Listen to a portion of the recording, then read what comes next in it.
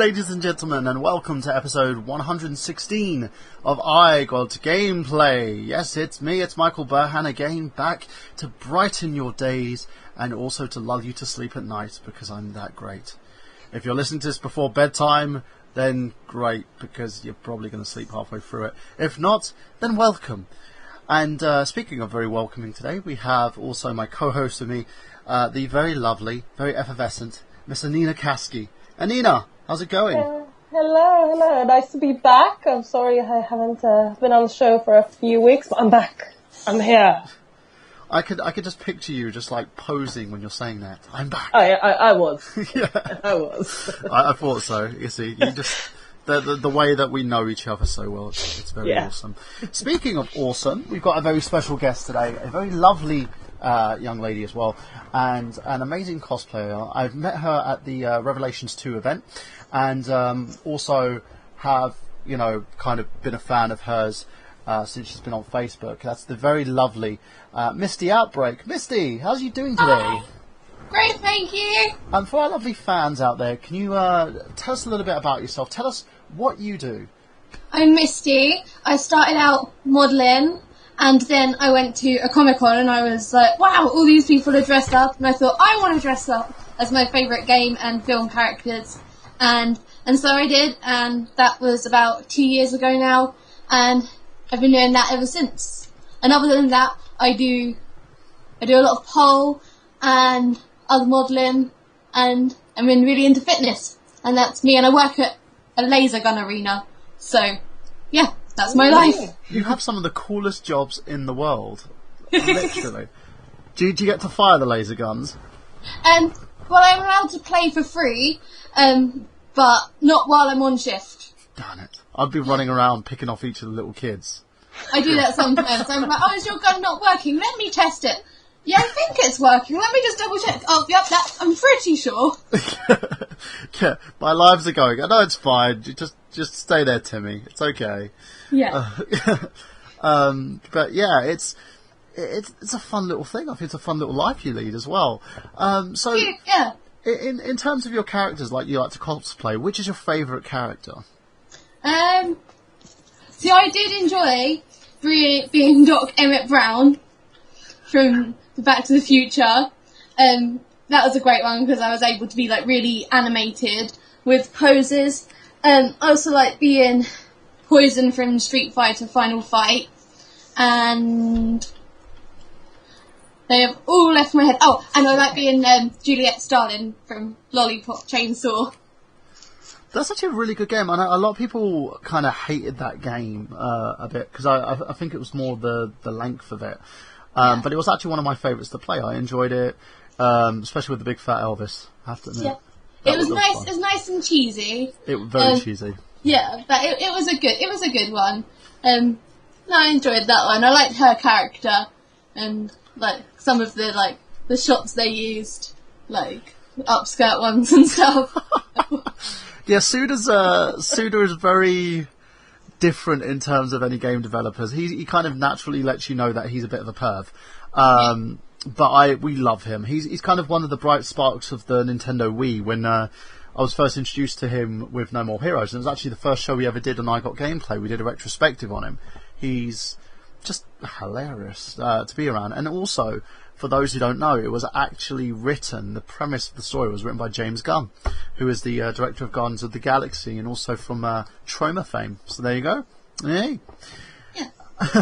So, in terms of yourself, though, growing up, because we had a little conversation about this and about your childhood, where most kind of like kids, like my childhood specifically, was very game orientated. I grew up with loads of different game consoles, being from the ColecoVision all the way up to like the Super Nintendo, N64, PlayStation, for instance. Yours was very limited, wasn't it? Yeah, I wasn't allowed. My mum wouldn't have a big games console in the house. I remember being like sort of 8 or 9, and I was allowed to get my first little Game Boy Color, which like I loved. So yeah, it was. She thought that it wasn't like good for me, like I needed, or my toys should be educational. But now I've like got into games, I've realised actually a lot of them, I learn a lot from games, like maybe more than I do other stuff. But sometimes I would go to my auntie's house and she had a PS1, and when I went to her house I used to love playing Crash Bandicoot and Tomb Raider. Crash Bandicoot was one of my favourites though, and it was the one where you had to get all the Woodamagars, and there was like Sanity Beach and like 3 islands, and then on the first beach I had to like kill Papu Papu and that stuff. That was one of my favourites. So it's kind of after the Naughty Dog days. It's a really, you know, for Crash Bandicoot as well, it's kind of one of those games that reinvented the whole platforming genre. It took it to kind of like new heights with 3D, in a sense, because we're like kind of transitioning from 2D. For me, one of my favourites, I think it kind of brings back that whole Mario-esque appeal to it as well, because growing up as a kid I had that whole like Mario games. My first handheld actually was the Game Gear, believe it or not. I still got my I still have a Sega Game Gear, not the one that I played on because it was a friend's, but I've got it with one of my favourite games, which is Columns. Love that game. I can sit for. I'm a huge fan of toilet gaming, so I could sit for hours on the toilet and just play that. Toilet gaming. Toilet gaming. It's a thing. It is a thing. I bet there's a forum out there I've for heard it. of casual gaming, but not toilet gaming. Toilet gaming. It's if you have an iPhone, if you have like a handheld, some way or another, it's been in the toilet with you while you're taking a poop. That's too risky. Is it? I just think it's too risky to have it anywhere near water. Well, I think for me, what I tend to do is, because there's certain areas that I would position my like handheld systems. Like in one of the bathrooms I use, there's a bath on the side, so I'll just pop my handheld on the bath, not filled with water of course, but I'll put it on the bath on the side, do what I need to do in order to clean myself up, wash my hands, then pick the handheld back up, and then like go in the other room with it. Yeah. You can sit on the toilet the other way, so you're using the ledge as a little table. I could try that. You could do that, yeah. I could try that. That would make me. That'd be like the cool way of sitting on the toilet. It's like the backwards chair thing. You know, you'd be like, hey, let me jive with you for a sec. While I'm taking cabaret style. Cabaret style. Butters from South Park think that's the way toilets are supposed to be used. Or they can invent a little like handy thing that you just pop over, like those little like food tables. Just go. Just pop my handheld on here, or even a chain. Just have like a daisy chain or something, just to pop around your neck. So like going on from that, in terms of like your consoles, then what was the first console that you ever had? In terms, would have been the Game Boy Color. What was the favourite game that you liked to play on that one? Pokemon Red. Awesome. Yeah, that was actually one of my first Game Boy experiences as well. I wasn't a Mario Land person, I was a Pokemon person. Really? Mine was Tetris. Tetris on the Game Boy, the first ever Game Boy. This is how I show my age. But yeah. I enjoyed Tetris. Tetris, hours and hours, and I had Super Mario on that as well. Yeah, I completed Tetris. I did that on my brother's. My brother purchased a Game Boy very much when I was younger, but the first game that I got was Pokemon Red, and I remember saving up my own money for that, my own pocket money, and I was like, I want to play this game, and he was like, no. Like, please, no. And then I cried. No. Then I cried, and my mum let me have it. Asteroids and Pac-Man. Ooh, Asteroids and Pac-Man. I had both of those on the Atari. Pac-Man, not so much. Oh god, that game was terrible on the Atari. That's actually one of the games that caused the video game crash of 1983, I believe. That shows my age. So, like, in terms of like your favourite console, then what's the console that you like to play currently? I like playing the Xbox One, and I actually still play my Pokemon Red, but I can play it on. I play it on like a big screen because I have a modded Xbox. So yeah, I can play. Still play my Pokemon Red on a very, very big screen. Oh, I do too. I have my dad. One of the things he left me when he passed on was his Xbox, and his Xbox is modded as well. It's been chipped, and it's got all these like little emulators and bits and pieces on there. So we play anything from like Mammy and and loads of like Game Boy games and Super Nintendo games. And it's not wrong, people. I know people just like, oh, you shouldn't do that. You need the real thing. But as far as I'm concerned, it's my Xbox. I can do what I like with it. Okay. Stop looking at me with those judgmental eyes. And also we played, up until a short while ago, I was into playing Mario Party on the modded Xbox. But that had to stop because me and my partner, we agreed we would never steal each other's stars. That's like, we would be a team against the computer. We wouldn't steal each other's stars at all. And so, like, we've been playing Mario Party for a while, and I hadn't actually won, and I was getting really upset that I hadn't won. And then one day, I was like, oh, I'm gonna win! There's no way I can't win. And then all of a sudden, my partner, who's like, doesn't normally do this, just leans over and goes to give me a kiss. And I was like, oh, how sweet. He never does that. And then when I looked at the screen, I realised what he'd done. He had stolen my star, and I was not happy about it. And so, which meant I wouldn't be able to win after trying to win all this time. And so I just reached over and just turned the Xbox off. And we went to sleep without talking. See, Mario Party, it destroys relationships. Yeah. You should not. This is how geek couples break up. That literally is how geek couples break. I know people who go for counselling for Mario Party. You just sit there and the counsellor's just like looking at you and go, "You stole her star." And they're like, "Really?" Yeah, it's just. It's like, I think it's like Facebook for normal couples. You know, I can't believe you liked her status. With us, it's like, you stole my star. I can never trust you again. Don't even get me started on that. I wish someone happy birthday by text the other day. And because I didn't wish her happy birthday on her Facebook, she went ballistic. And I'm just you did it over the phone. You still said. That's even more personal. Yeah, I was like, dude, I sent you a text message. And she was like, no, it's, I can't believe you did that. That was horrible. And I'm like, I do not understand what the problem is. Then I'm like sitting there and then like her and her sister are just looking at me like I'm the most evil, maniacal human being on the planet. I'm twirling my mustache as I say it, Whoa! I think there's a tick list for ways to wish people happy birthday, because it used to be like, you send you a card, but now it's like, sent the card, sent the text, sent the Facebook, tweeted about it, everything you do. If you do all four, you really care about that person. Then shot a monkey out of a cannon holding a balloon with a cigar in its mouth.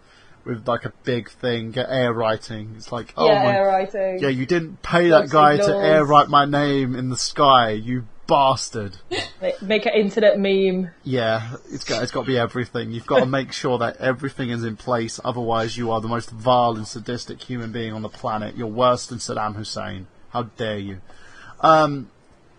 So going on from that, of course, as well, and the fact that you've basically, as you said, you've got a partner. How long have you guys been together for? Because it's very kind of rare seeing two people working kind of in the same thing. Because I can see that he does a lot of your photos as well, working with you on Outbreak Photography. Yeah, and we've been together for just over 5 years now, and he is completely mad about gaming as well. This room is completely full with so much gaming stuff and so much rare stuff and pictures of games and models of games and everything, and I love it. It's brilliant. Yeah. So yeah, in terms of how you guys got started, where did you guys meet? Was it at a gaming convention? No, actually, it was when I was working at Quasar. He was actually going out with, when I very first started, when I was 16, 17, and I would leave that job ever. And he was going out with a girl who worked at Quasar, and we met at a party, and then, I didn't really see him again. The girl he was with got fired after a couple of months. I liked her, but we never got to be very close friends, because I only knew her for 3-4 months. And then he added me on MSN and wanted to do, on MSN Messenger, and wanted to do, a photo shoot. And so I was like, yeah, okay. And so we met up, and and that's how. And we got together, and we're still friends with his ex, because she sort of lives nearby, and we still go see her sometimes, and now I get to be friends with her as well. So, It's brilliant. Oh, that's nice. So it wasn't a big drama. No, it was it just sort of slotted into place. Mm. Yeah. Oh, you're dating now? Okay, cool. Yeah. You want some pie? Exactly. That's how things should happen with X's. Yeah, it should be. Misty, what was your first con and your first cosplay that you did? So the first one I did, oh my goodness, it's completely left my head. Oh, it was from an anime. It was it was Megan Luca, but she was like a Vocaloid from an anime, and so. But I didn't really actually know it very well. I have pink hair, and I had like 2 days, and so I was like, I want to do something. What character has pink hair that I can come up with a costume in 2 days? And so I did that. But then I realised that obviously at the conventions, like if you go up to them and you'd be like, oh yeah, I'm cosplaying this character, but I don't really know this character very well. They'll look at you like, oh right, that's bad. And so after that, I started obviously doing characters that I knew slightly better, like Poison and so on with those ones. Yeah, my first cosplay I did when I was about 15, before I knew what the word cosplay meant. It was Death from Sandman, the comic book, and that was literally leather trousers, black wig that I just ripped to shreds, white makeup, really cool character, but literally took me about 3 days. Yeah. Is that the same as Death in Deadpool? That's not the same as the Death in Deadpool. No. She's she just looks like an 80s goth girl. Oh, she is Death in that series. Yeah. And she's got a chain with the Ankh symbol on, that's it. So it's very simple, but she's really cool. She's really perky. She's a perky Death. Yeah. I like that. Cool. So, in terms of your cosplays, how do you, like, say if you got an idea for a cosplay, how do you put something like that together for those, like, who are looking to kind of do that? Well, if you're like me, a lot of the cosplayers are fantastic they use like 3D printers, and they can sew, and they can stick, and they can cut latex and make stuff out of it. I'm not like that at all. But they prefer it if you like can make your costume. So every now and then, like my Jessie from Team Rocket, I just like bought that and went for it, which is fine. It's just not as amazing as the people who make it and go to town making sure they get every detail perfect. But then every now and then you get a cosplay like with Poison. I can just go to the shops and I can buy like a white little crop top and some denim jeans and sort of like put a chain around it and make it look like her character. And so if you can sew and stick, then you should do your costumes like that. But if not, then it's like about the participation really. And even if you just buy your costume and or make it out of things like you pop to the shops and just pick up stuff that will go together, I think that's fine as well. So, but it would be nice if I could get a bit better at like I say, sewing and sticking. I wish I could. Because then I would be better at it. I did try and make a costume, my Starfire costume I tried to make. But like I thought, right, I found a white sort of like costume that would work, and was like, right, I'm going to dye this purple. And so I was like, I put like, I got the hob and I got like some purple clothes dye and heated it up, but it went far too dark because I put like the whole pot in of purple thinking, well, I want to make sure this works, and it went far too dark. But I was happy with the costume, and I thought it was good, and I stuck some gems to it, and I was pleased with it. It was good. Yeah, I think a lot of it is like trial and error, like anything else. Because I was talking to a few cosplayers about this, and a lot of them are kind of that way that you were saying. They get very annoyed and say, well, this person's not a real cosplayer because they can't make their costume. And I think there's a difference in terms of, what each person kind of adjusts themselves to, because as you said, like you're more of the kind of I'll try and put something together, but if not, if I've got access to the costume, I'll put the character together. And I think a lot of it is due to playing the character and playing the character well, in a sense, because I've known there's some who will basically go, let's be a slutty Link, which I don't understand. That doesn't make sense to me. I'm just like, how can Link? I don't get that. Where others, they kind of get more into their characters. They make sure that things are sort of accurate and that you have the character down. So, for instance, like someone like Poison, you've probably done a bit more research. You played the games. You know who she is. You know that basically the reason behind the way that a character dresses to kind of so you can portray her kind of accurately. Yeah. So going on from that, let's ask you about because I know you. I was looking currently at your Facebook page as well, Outbreak Photography's Facebook page. You guys do kind of like a film company as well, and like stunts and stuff like that. Yes. How did that came about? That's fantastic. Yeah, that's mainly what my partner sort of used to be into, though he's still into it now. It's just that when, like, because that was more, I think, a hobby while he was younger and, like, sort of having fun. And he's still got some films he's hoping to make. He's, like, got all the footage, and he's hoping to sort of put together some films. Mm-hmm.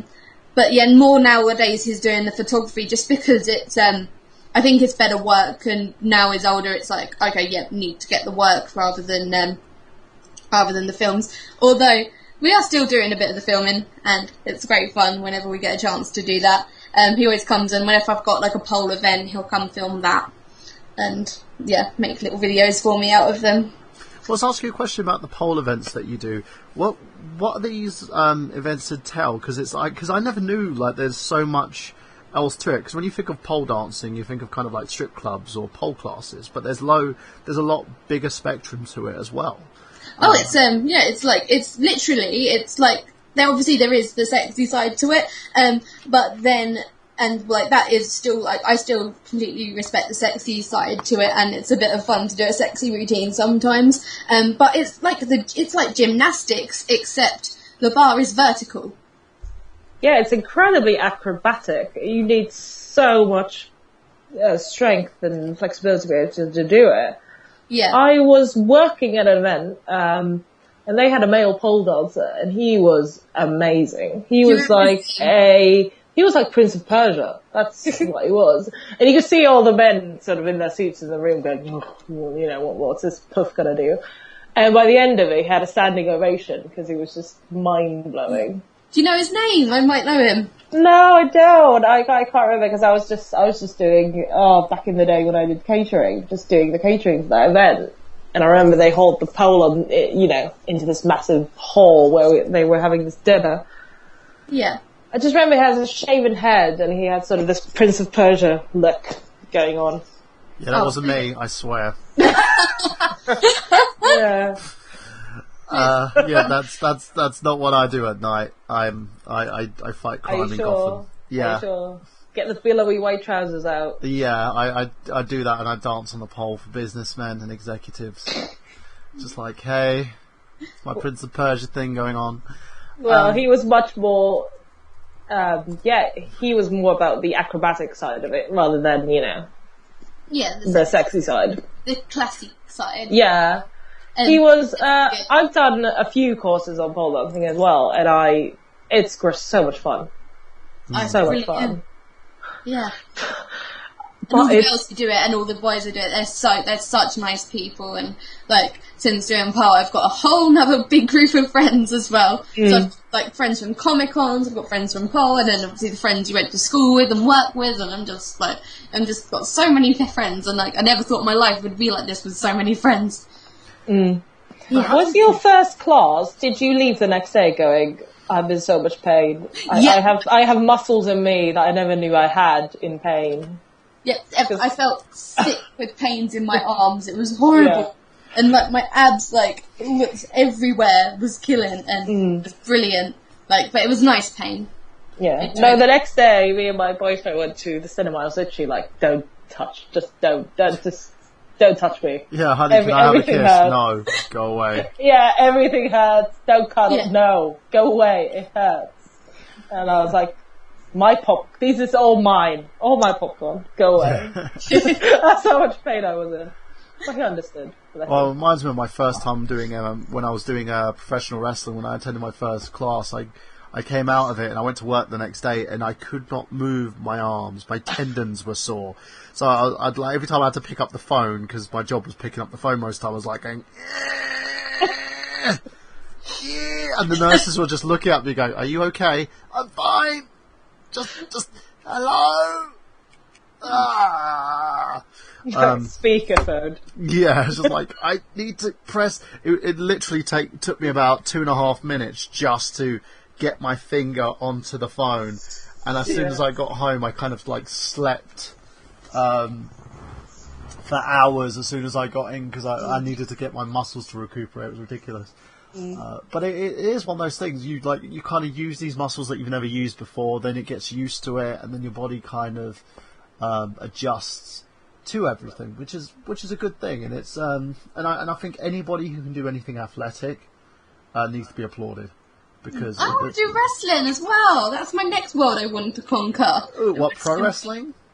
Wrestling, yeah. I think I'd love to do wrestling. It's I can give you a name of a few of the schools that I know, so I'll exchange those with you. The reason why I don't do it anymore is because I broke my ankle, which was a shame. Oh no! Yeah, it was a kind of a big thing. I ended up I was doing really well actually. I wrestled some amazing talents like Eddie Guerrero down in Crystal Palace. Ooh! Did a bit of touring. Was going to go and do a tour of Japan and a tour of Mexico, and then I got injured.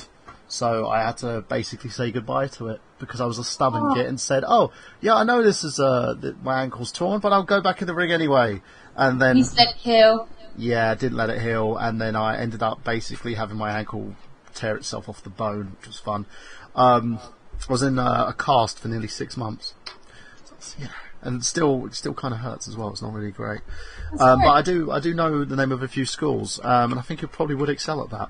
Now, going on from that, do you like any other, like, because I know in terms of like nerd culture, because you're immersed in it a lot, especially with the fact that you do the cosplays, you love your gaming, you talk to us about your various systems and consoles. Do you read like stuff like comic books? Do you watch any like TV shows? So we'll go with that one actually first. What's your favourite comic book to read, or do you read comics? No, I've not actually had like too much sort of exposure to comic books. Like if I was to go into a comic book shop, I would not, and I've been in them, I would not know where to start at all. But there's someone at my work who is into comics, and every now and then he'll bring me in a little something Harley Quinn to read, and I'll have a read of the little Harley Quinn things, and I enjoy reading those, and she's such a great character to read. He's like, and then somewhere we thought every cosplayer had cosplayed like red and black Harley Quinns, and then he had like put me in red and blue Harley Quinn. I'm like, red and blue Harley Quinn? Oh my goodness, this is like something I've not seen as much of. But yeah, I don't really read comics, like, because I've not had the exposure. I wouldn't know where to look. If I did know what I was looking for, then maybe I would. But I have, like, when someone brings one in, I'm like, ooh, I'm going to get a sneaky read of this. And, yeah. But, so if I was to, though, it would have to be, obviously, Harley Quinn comics, because she's such a great, naughty little character. So, in terms of, like, because I know you like your TV shows, because that's one of the things that kind of drew me to you, in a sense, because I remember we were sitting down at the Resident Evil Revelations event, and I'm sitting there talking to you, and you're just like, yeah, I just got up this morning, I watched like a couple of episodes of Frasier. I was like, oh, kindred spirit. Yeah, addicted to Frasier. I have to put it on every day, every morning. I can't get ready, like, for my day unless I'm watching Frasier. But my partner hates Frasier, and he's like, can you not just turn this off? I'm like, no, I can't turn this off. I have to get ready. Brilliant. I like that show too. It's great.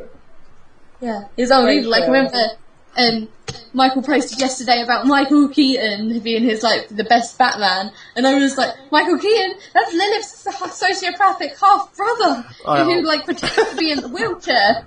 Yeah, I watched that the other day. I was just sitting there, like, and he was going on about her brother, and I remember just, as soon as he comes into the room, I was like, oh my god, Michael Keaton, oh! And my brother's just, like, giving me funny looks. I was just like, oh, it's Michael Keaton! It's Michael Keaton!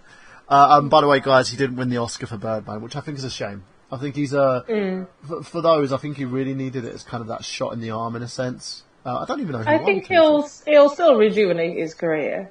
Yeah, no, of course. I think he's seen a lot more credible now in terms of what he was previously, in a sense, because the film's so good. And I was saying this to a friend of mine recently who didn't understand it. I was like, it mirrors a lot in his own career. And it kind of shows the fact that he couldn't shake away this whole superhero thing.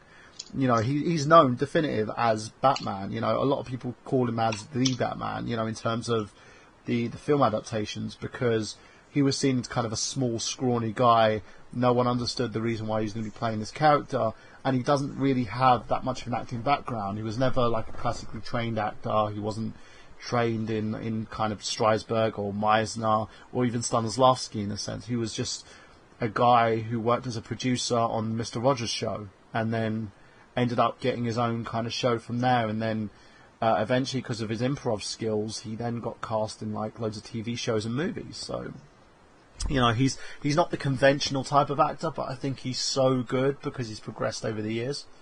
You know, he's really, really entertaining. So in terms of like shows and stuff, what else do you watch? Are you more kind of into the comedy fan in terms of what you like to watch? I love everything. I love something if I think it's good. Like, and it doesn't have to be a particular genre. I just think it's got to be good, really cleverly made, and that's what Frasier is. I would love to be into more things, but I don't have the time to watch them. Yeah. It's Frasier. I know, and Frasier's just something, because I know the story, like, and know the episodes, I can put it on in the background, and sort of without watching it, and often without even hearing it, I just know what's going on. And it's sort of, it comforts me, Frasier does. But yeah, there's other stuff I'd like to watch, but I haven't got around to. I did try the Agents of S.H.I.E.L.D., but like you've got to put in so much thought to it. Yeah, no, that is true. I find that sometimes as well with some shows that I've been watching, because that's on my. What I usually have is I have a burn list. So whenever I've got free time, I'll burn through a series of something, and Agents of S.H.I.E.L.D.'s one of my burn list. And if you miss one episode, you don't know what the hell's going on. And that's the annoying part. It's, you know, Josh Whedon's a very creative kind of fellow, because like if you've seen like the Buffy series, for instance, he's really good at. I'm watching that at the moment. That's what I'm watching. I'm watching Buffy. Yes, you've just reminded me. Buffy's fab. I've never watched that my whole life, and now I'm watching Buffy. There's the movie, because the series spawned from the comedy film. Yeah. That was out with Luke Perry. That's when Luke Perry was a big thing. Remember that? Remember when Luke Perry was a big thing? I do. Pepperidge Farms remembers.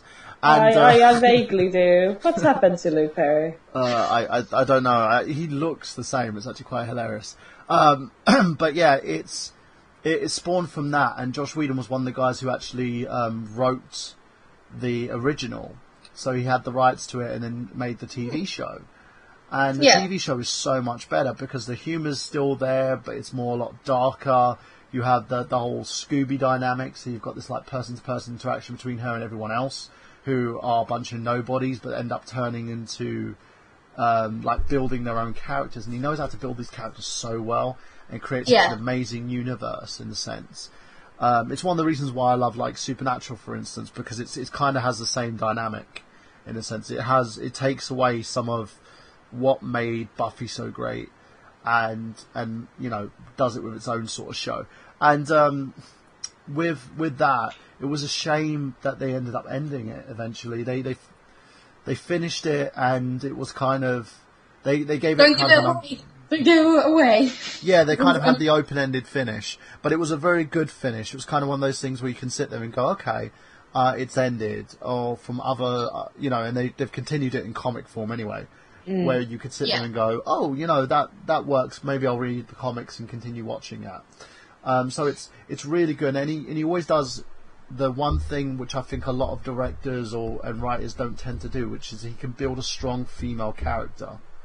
You know, definitely. Yeah, that was one of the reasons why. Even Shakespeare couldn't write a strong female character at all. Yeah, his men are fantastic, but his females are so weak and pathetic. Yeah, but a lot of Shakespeare. Yeah, and then he doesn't know what to do with them, so he's just like, we'll just have to kill her or marry her. One of the two. Yeah. But a lot of I like stuff Goneril, though. I think Goneril's kick-ass. I did her monologue recently for an audition. I think she's one of the few spunky ones he has, honestly. Yeah, that's King Lear, isn't it? Yeah. And Regan, yeah. Oh, they're good ones. Goneril and Regan. See, I'm impressed. I'm really impressed here. You're talking Shakespeare.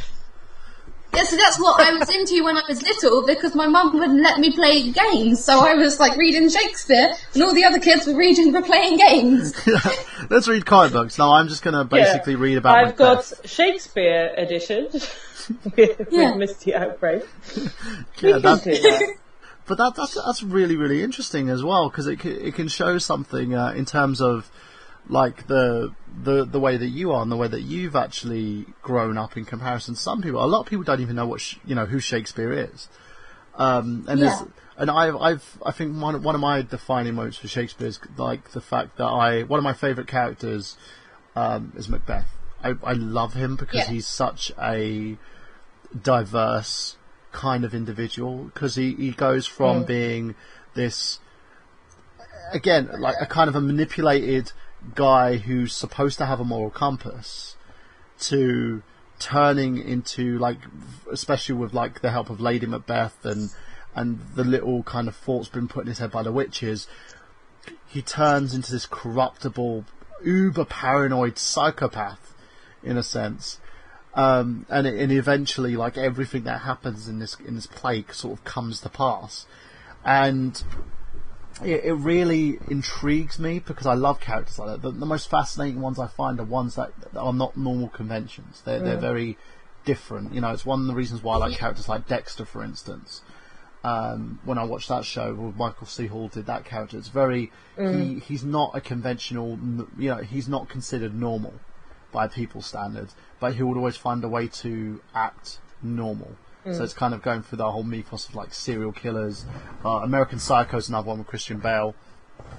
You have such well drawn out characters that kind of overextend in terms of the human psyche, and it brings about they're very beautifully written, they're very detailed, very ambitious in a sense, in their own ways. So let's ask you actually a little question on that.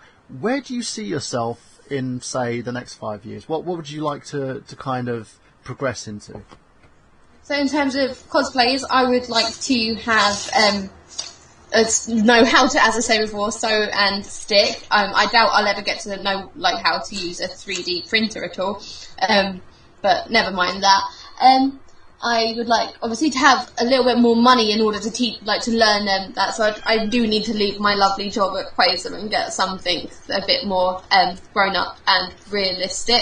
And I would like to have completed a lot of the games I've started but haven't quite finished, which is that I've been playing the Back to the Future game, like sort of continuing on from the third one. But because like I said, I don't have too much time. And so I don't get around to do it. I'd like to complete all the Resident Evil games. I want to go from like start to finish, from the very old consoles to the new ones, and do those games. And I'm a big fan of hidden object games. Like I love to have like one of them games where it's a really messy room, and like find all the little objects that are hidden that like you should be able to find, but they're completely gone. And yes, so I just see myself sort of still happy and still doing a bit of like modelling and cosplaying and my pal, just with a bit more money to do it with, I think. Yeah, that's where I see myself, and like the dream. The dream. Hey, you know what? The thing is, I always say this to the people. dream of every freelancer.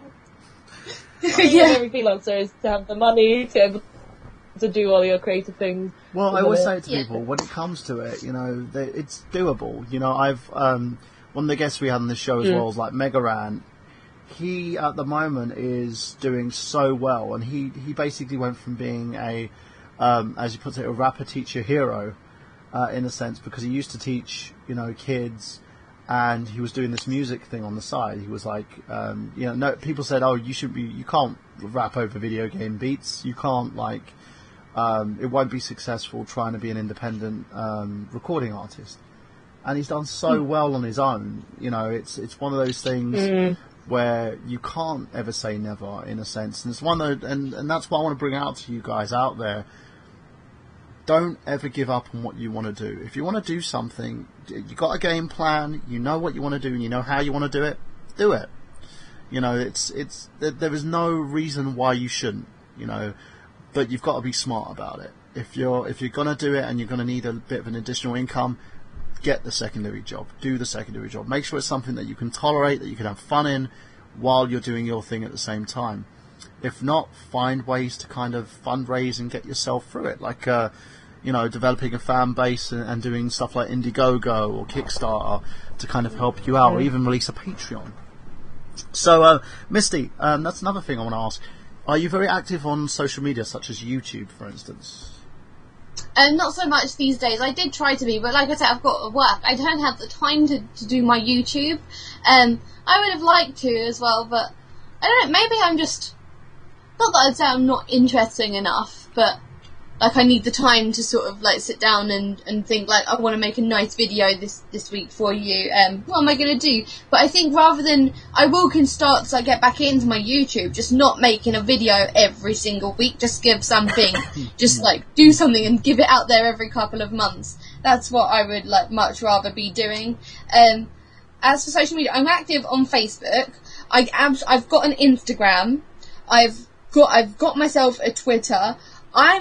I have no idea what I am doing with them. I don't understand them at all, and I need to teach myself. I got one of those, like, because up until, like, last April, May time, I didn't have a phone that could do, like, internet and Facebook, like a smartphone, and so I needed to get one, and I thought, like, having a smartphone, I would, like, be really good with that. I think I should have got an iPhone now, because, like, if something happens and I want to take a quick picture or a selfie, I'm like, how do I get to my camera?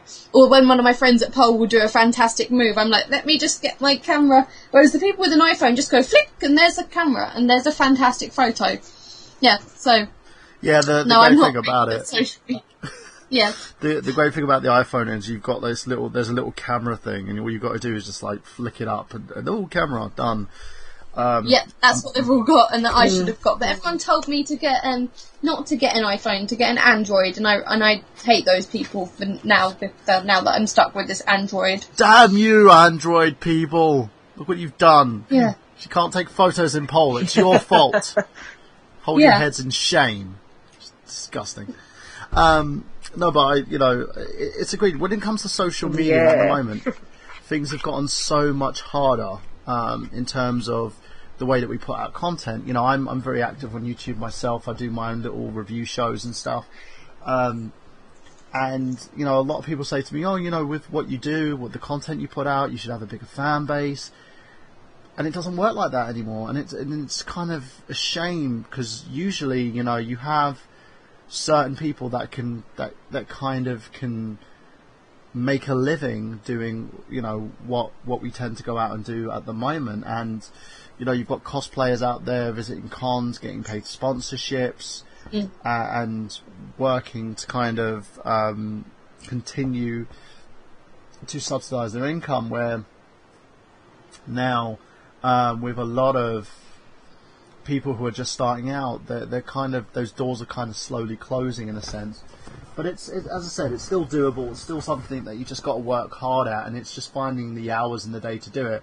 Because I always find it's not enough hours in the day to do anything. No. It's like if I edit a video, definitely never enough time. Yeah, it's like if I edit a video, Never then enough I'm probably going to spend the whole day editing a video, or if I'm going to do a monologue, I've got to spend the whole day, reading a monologue. If I'm writing a script, I'm going to spend a week writing a script.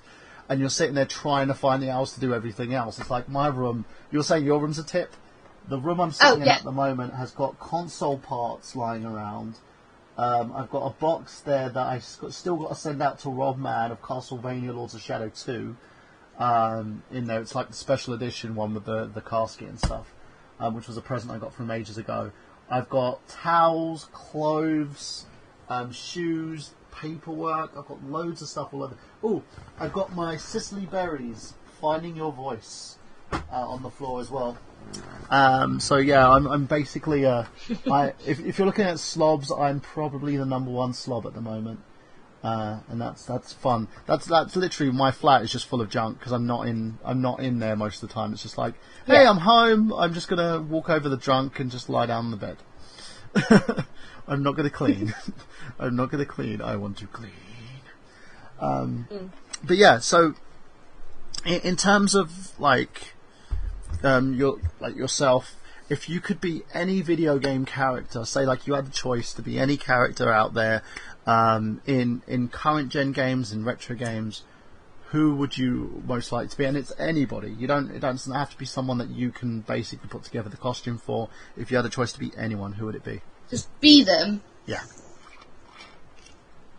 okay, I'm literally, my head isn't, I've never thought about this in my whole life. My head is, like, circulating. Give me a really strong woman. A really strong, Oh, I know which one I'd Go on, Anina. play. I know which one I'd pick.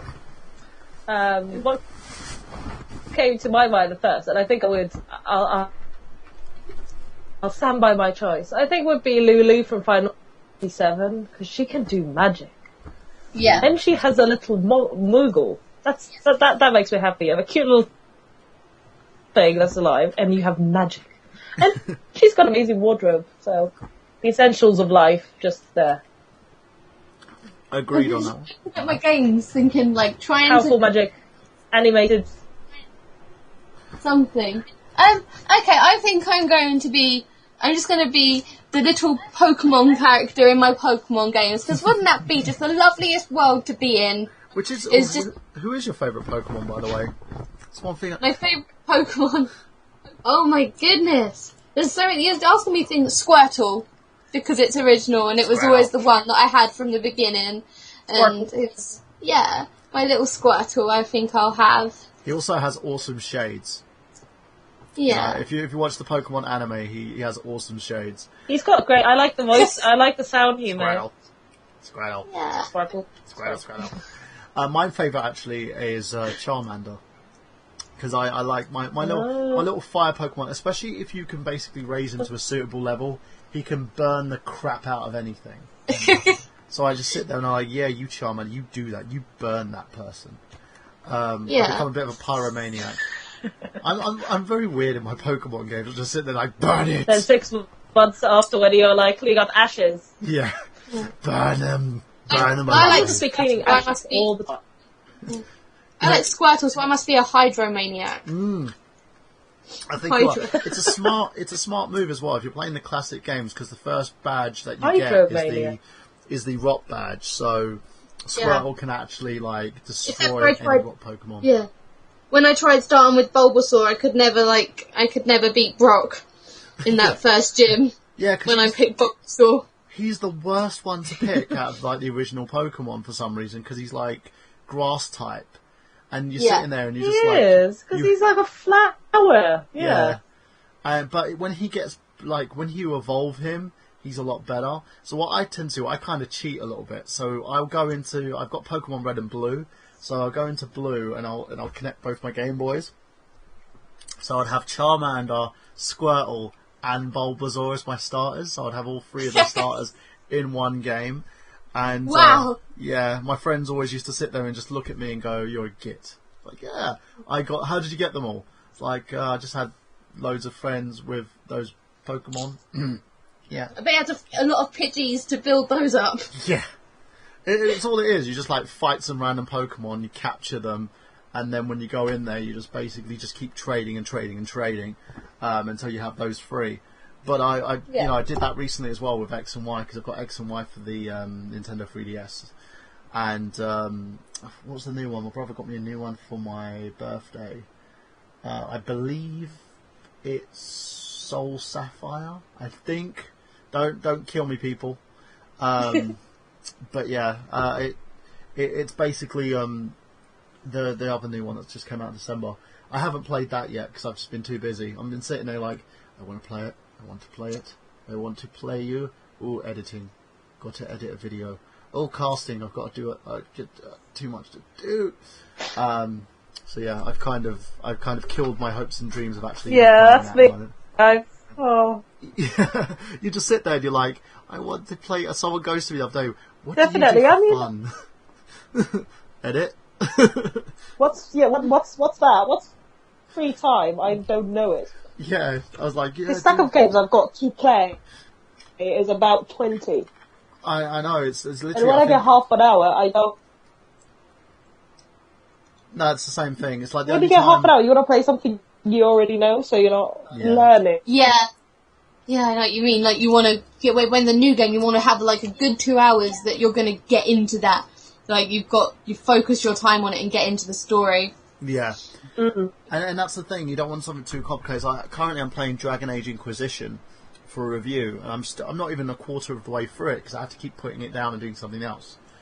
and I go back into it, and it's like, ooh, the story's getting interesting. Oh, I've got to do this. Okay, pad down, and like get stuff done. And the thing is as well, once I pick up a pad, I could spend an entire day playing a game. You wouldn't see me. You wouldn't hear from me. You know, I'd have people wondering if I'm still alive because I'm sitting there just like playing a game on my PlayStation. But it really is annoying. That's another thing we've got to point out. It's finding the time. If you're a busy bee like the rest of us on this podcast, it's finding the time trying to actually play something. And I think that's where a lot of retro games were pretty good, because I can I've got like the Simpsons arcade game on my Xbox 360. I can play that and beat it within an hour. Just like that, you know. And with the short games and the indie titles, that's pretty much it. Now let me ask you a question in terms of Resident Evil, Misty. You said that you played through the Resident Evil games. Have you played the new HD remake that they put out? I haven't actually played through them. It's just something I really, really, really want to do. But I've watched people play the very first one an awful lot of the time, and I love it so much. I love the dialogue between the characters, and like the whole you are almost Jill Sandwich. Oh, that's the go-to line. Yeah. So but something I want to, and I did play before the premiere. I did play a bit of the previous one, and that was good. I liked scanning the lumps of crap. With the scanner, I thought that was really good fun. And yep, that is something I'm gonna play through. I will definitely play through those. I can't wait to. But again, it's finding the time. Yeah. Finding the time, and then yeah. So let me ask, what type of games do you like to play in your spare time? So say you've got a little bit of spare time. What's your go-to game? Is it Pokemon? Sometimes. At the moment, since I think I mentioned to you that I have a ridiculously old rickety laptop, and I enjoy putting in. Actually, recently I just played some games that I did play as a child on the computer, like a CD-ROMs. I put in my old Sabrina the Teenage Witch ones, and I was enjoying playing one of the Teenage Sabrina ones, and it was brilliant because I had to make spells out of objects I found, and then get the beanie of ultimate power back. But you guys probably won't know of her, as to more like me just being a bit young and kiddie. And then there was another one I played, but I'd messaged the person I bought them off saying these will all play on my Windows XP, and he was like, yes, they will all play on your Windows XP. And one of them was only valid on Windows 98, and so there was me, not very technological, desperately trying to make my Windows XP play Windows 98, and I was YouTubing how can I do it, and watching people demonstrate, and I almost did it. I got to about halfway through getting into it when it was what's your name? And so I typed in my name, and then it said no, we can't take you any further. You need to have this thing in order to play it. And so yeah, I was really upset I couldn't play that one. And I I'll put in like I said before, hidden object games. I like them, mystery case files and all that kind of stuff. I'll put in.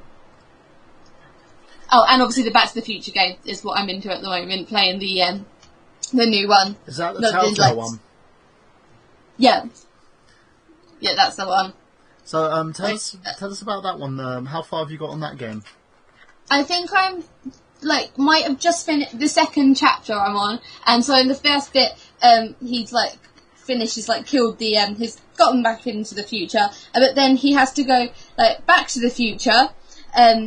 He needs Emmett to. Oh gosh, I've forgotten it all. But yeah, he needs to get Emmett Brown, who's he's found out Emmett's gone to prison, and he needs to for killing someone or something, and then he goes back and he has to get the young Emmett Brown, because the young Emmett Brown's only got the knowledge that he can then go back in time and stop the old Emmett Brown going to prison.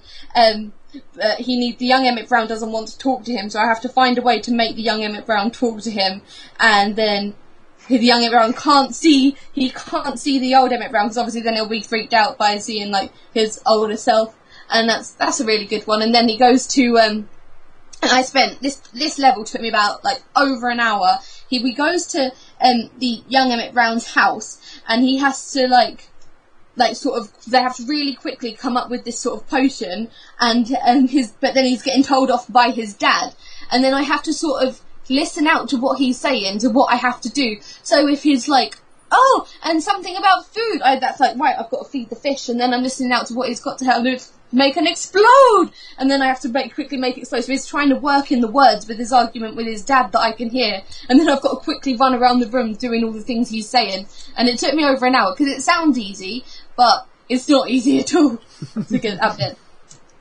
Yeah, and so I'm in like midway through the second chapter. Again, it's probably been about a month since I've put that in to play, but I'll be playing that soon and getting on with that one.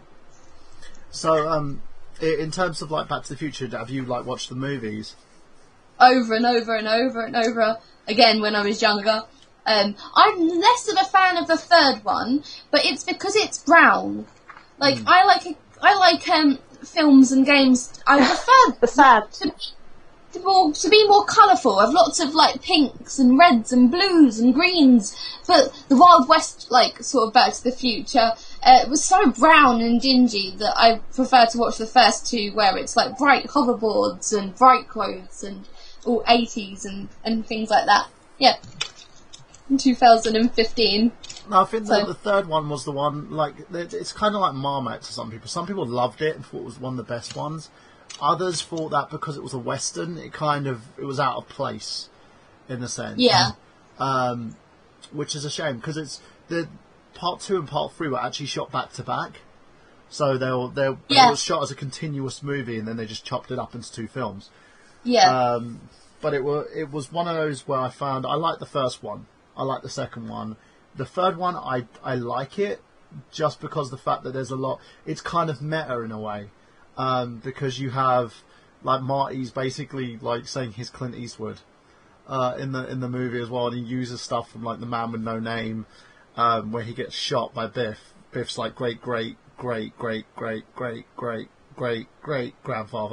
And has the plate off and stuff like that, and it's a really nice way to kind of tie up the series as well, because it gives Doc Brown has, like, he meets his wife and stuff. But I thinking about it now, when I was a kid I was like, oh, this was great. Thinking about it now, I'm sitting there thinking, this guy's created a lot of fucking time paradoxes. He's like destroyed the fabric of the universe just because he marries a woman like from the past, brings her to the future, so she has no fucking clue. You know, so he's basically destroyed her entire timeline anyway. And then I liked all 3. Yeah? So I liked all 3. Which one's your favourite they went away from I liked all 3. Which the first one's my favourite, just because it was... Yeah. I liked the second one best, but I think I like the game is like the fourth Back to the Future. It just continues the story, like this is what happened next, and that's why I have to play it, is because I have to know what happens next. That's true, and I think Telltale does a lot of great. They've kind of single-handedly brought back the point-and-click genre in a sense, and they've managed to kind of keep you immersed in the stories that they've managed to introduce. Like the young fellow who plays Marty in this sounds a lot like Michael J. Fox. You even have Michael J. Fox do a cameo in the game as well. The fact that Christopher Lloyd's back playing Emmett Brown. Yeah. Makes me like freaking smile, because he's one of my favourite things. I've got my Emmett Brown wig around here somewhere,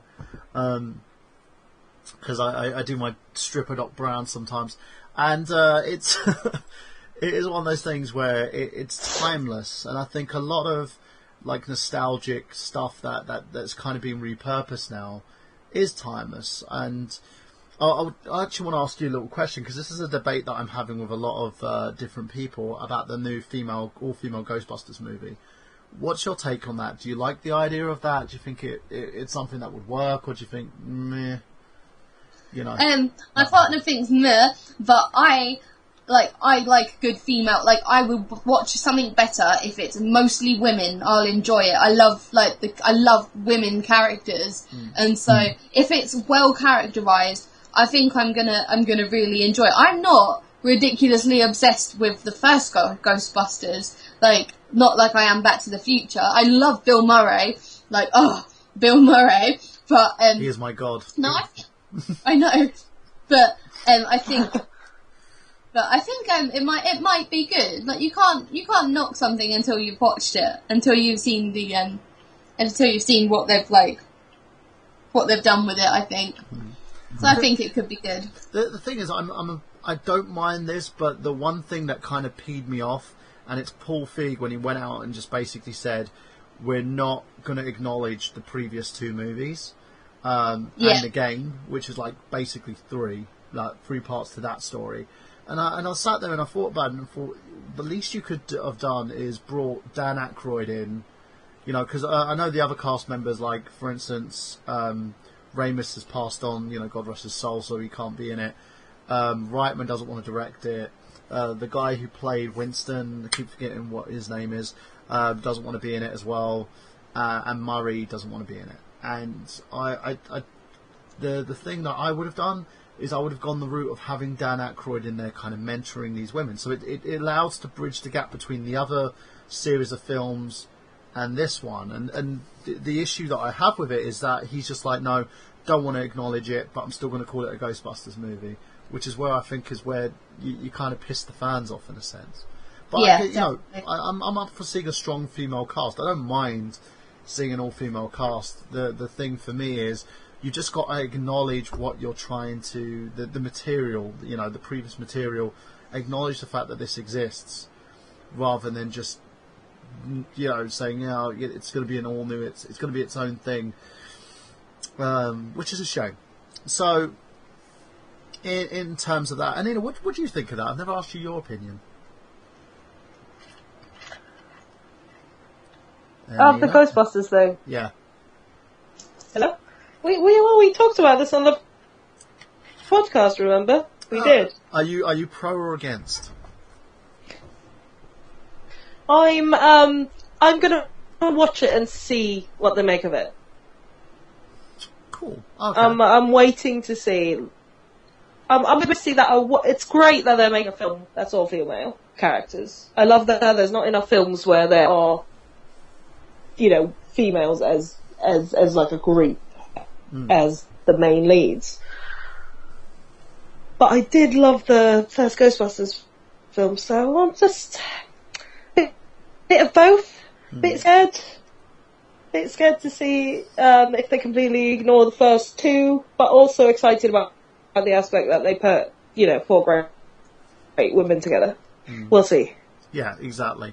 We'll see. Another little question I want to ask you there, Misty, is in terms of retro and current gen consoles, which one are you more partial to? Retro, because nowadays it's like you have your games console, but your games console is your everything. Like I go to my games console to watch Netflix, and I go there like to just communicate with people. And I like the old style. I like it when it was like cute and like it was very animated. Like I like the colours in the old ones. I like everyone's like, oh, the graphics are bad. I don't need like amazing realistic graphics. I like 8-bit like cute little graphics like that. I think it's so much nicer. And I feel like before the games they were far more like not necessarily not complicated, but they were like straightforward. And like we recently just like got hold of Retron 5, and we're really enjoying that. And we've been playing like Paperboy, and it's so much, we can like sit there and have so much fun just like throwing the newspapers, trying not to hit the windows and like annoy the people. And I think that's just such nice, like cute little fun. Whereas now, it's just, I just don't feel like it's as good now. Like I don't care if the graphics are amazing. I like old school little graphics. And it's like, as well, it's more sociable, because like if you wanted to play like with more than a few people, like you have to bring your mates round. But now, like, you see your friends less because you can just talk to them and they'll hear you in their house miles and miles away. I like being able to like sit with my friends and play games and have like social and get like a pizza and that kind of thing. Yeah. So I think it's better if I prefer retro. I agree with you on all points. The last game I was playing on my retro, my NES, it was Bureau Fighter. was sitting down. I plugged it up to my HDTV, and I was like playing it. I was around my mum's house, and she sat down next to me, and she was watching me play the game. She's like, "What's this?" I was like, "It's a game my dad used to play," and I'm just like sitting there playing the game. And then for some reason she kept talking, and I kept dying. And I was like, Mum, leave. Leave the room. I need to play. You're distracting Yeah. me. She just kept talking. She's like, I'm trying to have a conversation. I was like, I'm trying to play the game. But yeah, no, all points. I agree with you on that one. I think a lot of gaming now has become very, very antisocial. To the point where it's easier of convenience because it means I can play with a lot of my friends who live international. You know, people that I know that aren't going to be in the room with me, but there are certain aspects of it where you sit there and think, damn, you know, it's how the heck am I supposed to like play this game with people, or how am I supposed to enjoy my time with other people when, you know, you've got all this access to the internet and everything now, when you can't really, you know, be around people. I think it's kind of an extrovert's nightmare in a sense. What about you, Anina? What's your favourite? What do you say, retro or current gen? Oh, I'd have to say I play more current gen. Mm-hmm. But there's something lovely about retro gaming that current gen doesn't have. I guess it's the simplicity because they had less to do with, you know. It didn't look amazing and lifelike, so they were really, really clever. So I'd love to do more retro gaming, actually. I should do more. You should. And, you know, like Paperboy. Oh my god. The hours I spent playing that with my friends. Yeah. Absolutely hours. And that was really hard to get the paper where you wanted it to go. Yeah. Yeah, well, I'm a huge Tetris fan, like old school Tetris. I know they made a million versions of Tetris, but Game Boy Tetris. God, I started to think how many hundreds of hours I spent on that. There's actually a copy Played of through that Tetris game for the way Sega too many Mega times. Drive, by the way. They've got limited copies of it. They released, I think it was like 5 copies they released. Nintendo put a block on it, and they stopped selling it. But there's copies flying around out there for the Sega Mega Drive. I was just like, oh, amazing. So, yeah, it's stuff like that it's like I didn't even know there was an NES2 previously until I watched the Game Historian. So, Misty, last question to kind of ask you: where can we find you? So, say if I was a fan, I was looking out there trying to find out who you are, where you are, where can we find you? You will find me at Kitacon in like late July, August. You will see me there, and I know that is going to be the one. I'm going to like start soon. I'm going to put together some fantastic cosplays that I haven't decided what yet, but they're going to be good. I'll probably do Psylocke one of the days to go with Deadpool and like hang around about some Deadpools and like have some fun with them.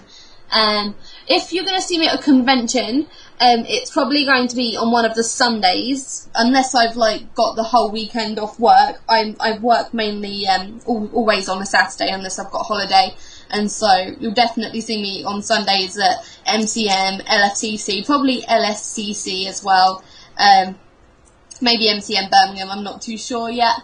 And also, if any of you wanted to come to a pole competition, I might not be competing for a few months, because I just competed, and so I'm like relaxing my muscles for a bit. But yeah, you can find me at a pole competition, and there's quite a few coming up. And yeah, or come to Quasar, and then you'll find me there. If you want to basically add Misty Outbreak's page on Facebook, you can do by just clicking on the link below there as well.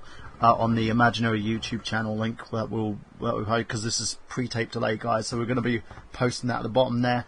And Anina, where can we find you? Yeah, where can we find you? Find me on Facebook. You can find me on Facebook and Twitter. I will be on YouTube later on. I'm making a few videos, but they're taking time. A lot of time. But Twitter and Facebook. It's Anina Kaski, so ANNINAKASKI. And yes, ladies and gentlemen, you can find me on your youtube.com /The Nerd Genius. You could find this as well as many of our other podcasts on the Retro Island Network at youtube.com /Unlim Radio or www.nerdgenius.com or www.retrounlim.com. You're going to be finding me in loads of different conventions coming up. There's more news coming up from Silent Hill Genesis, the pilot that we're currently working on. We are going to be getting the donation page up soon, just due to the fact that I'm still trying to get the active cast members filled in. We've got 9 different cast members. If you want to basically talk to me about that, you can do by emailing me at michaelburhan at enigma, enigmar.co.uk. That's my company email address for my film company.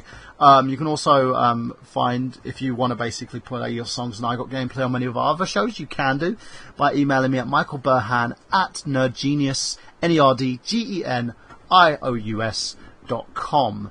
And now, guys, this has been an amazing little episode for us. Next week, see, the guests don't stop here. As we have Misty this week. Next week we have the voice of James Sunderland on our episode, and that is Mr. Guy Seehey. He's got a new project coming up. I can't basically allude to what the project is, so he's going to be on here talking that. We're going to be asking loads of questions. If you want to send us your questions, just email me at michaelburhan at nerdgenius.com. I'll get those questions straight to him, or facebook.com I Got Gameplay. Get the questions over. So that I can talk to Guy, get them out there. If it's going to be live, we haven't decided if it's going to be live or pre-tape as of yet, because Guy's schedule, he's a very busy man, and he also lives in Japan, so that kind of rhymed. We're going to make sure that we get all your questions and bits and pieces up to him. It's a big coup for us, having such a very talented voice actor on the show. So make sure you check that out next week. The week after, we haven't decided what we're going to basically be doing. I'm going to be still talking to more people, getting more guests on the show. And, as always, for Misty Outbreak, for Nina Kasky, I'm Michael Burhan for I Got Gameplay, of course, saying that we've got gameplay. Have you?